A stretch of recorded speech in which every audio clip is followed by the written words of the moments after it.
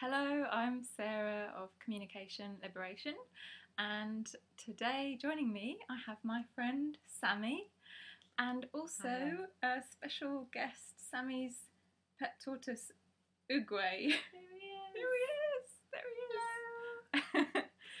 And we're going to be talking today about what other people think, and this is because we discovered that we'd both been through a similar process in terms of finding food for Uguay, and yeah, so do you want to kind of say what happened?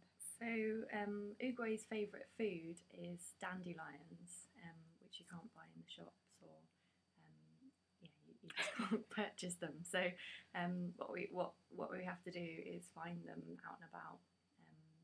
So just kind of look when we're walking through London. Yeah. So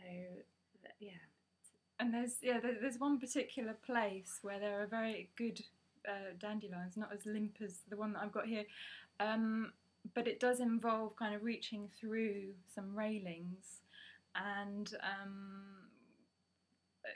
quite awkwardly, and it's quite hard to reach.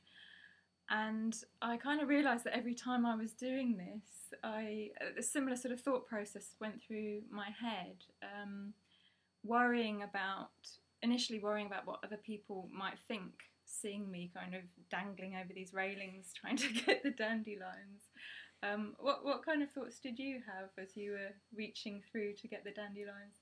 I think I just sort of feel,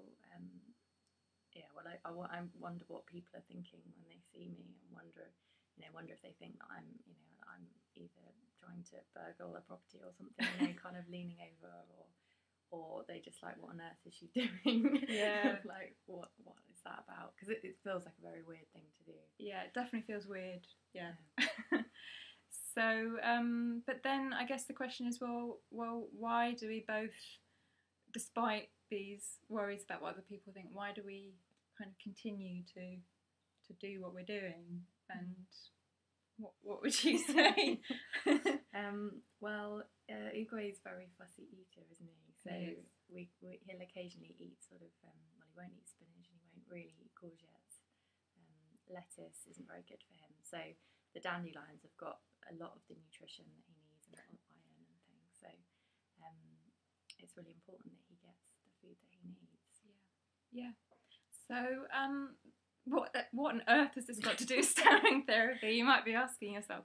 And so really there are three things that I wanted to kind of connect up, because worrying about what other people think is very relevant in stammering therapy. And so I guess, from this story, the first thing is noticing the kind of thoughts that you have, the assumptions that you're making about what other people might be thinking about you. That's step one.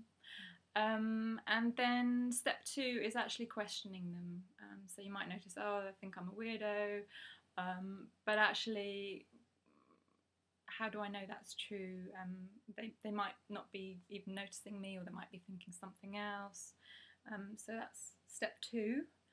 And then step three is kind of weighing up, okay, well, say they do think that I'm this or that I'm that. Even if they do think that, am I still willing to kind of go ahead and do what's important? Does it matter to do this thing? Am I willing to be with the discomfort of the possibility that somebody might think badly of me in some way? And also kind of having the confidence to know for yourself that you're not a weirdo, actually, and that you're not trespassing and you're not doing anything wrong in this example. Yeah, and that that there's no harm being done. No one wants a dandelion in their kind of drive or whatever. So actually taking it, no one's going to mind a dandelion having gone. Doing some helpful weeding. Exactly. Yeah. And he gets his dinner, which he's very pleased about. So I hope that's been helpful in some way to you, and we'll say goodbye for now. Bye-bye. Bye-bye.